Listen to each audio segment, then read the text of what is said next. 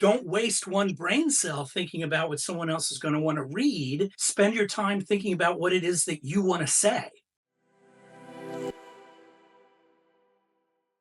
When you're starting out with a new idea for a screenplay, like what happens first? What's the first thing that goes, okay, I have something I can start working on and developing that will become a screenplay? What's the first thing? Is it a nugget for a concept? Is it an emotional story thing? Is it a character thing? What is it that you feel inspires you to develop and dig deeper?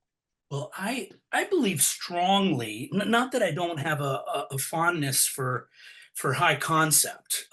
Most of the things I've written, I think, could fall under that category. But to me, the essential spark is more the personal truth. Mm. Students come to me all the time and they're saying, I've got these five or six, incredible ideas. Which one should I write, Professor? And my response is always the same. I have no clue. Nobody does, because it's going to take you a year plus to write that script, and then a year plus to get it in any kind of shape to show someone. And you have no way of knowing what somebody's going to be interested in reading 2 or 3 years down the road. If there was a formula to figure out what's going to be in the zeitgeist 2 or 3 years from now, everybody would be writing that story.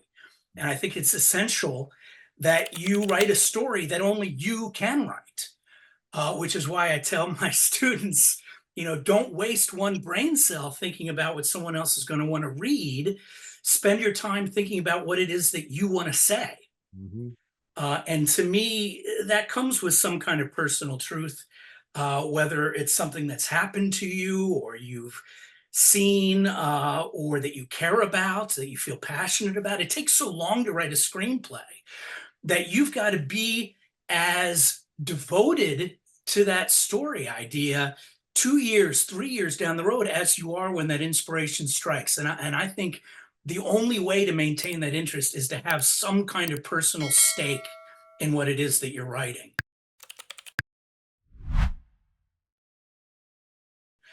But at the same time, if I write something that is solely personal, it's not going to have the universal appeal that's going to make it a successful screenplay, which is where imagination enters into it. So to me, the equation is always personal truth plus imagination, and that's what makes for a brilliant screenplay.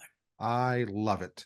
With the exception of the terms you use, I feel like I'm talking to myself. That's Um, because we're both right. I cannot disagree with you with this topic at all. No, the script cake whole thought process for me is, the script I'm sorry, the cake that you bake in the oven is actually your story, which is the emotional part of Yes, your idea, and the icing is your conceptual idea of, like, what world you put it in. Is it in space? Is it a horror movie? Is it a whatever? And most people do it the other way around, where they come up with this conceptual idea mm, and they try to fit in a little modicum of story, but it doesn't work that way. You can't perfectly fit in a story into a mm, shell of icing. You have to have the story first and then ice it. And that's why I call my podcast Script Cake, and that's why the book Script Cake. And because you got to bake the story before you actually do all the fancy icing and whatnot on top of it. absolutely.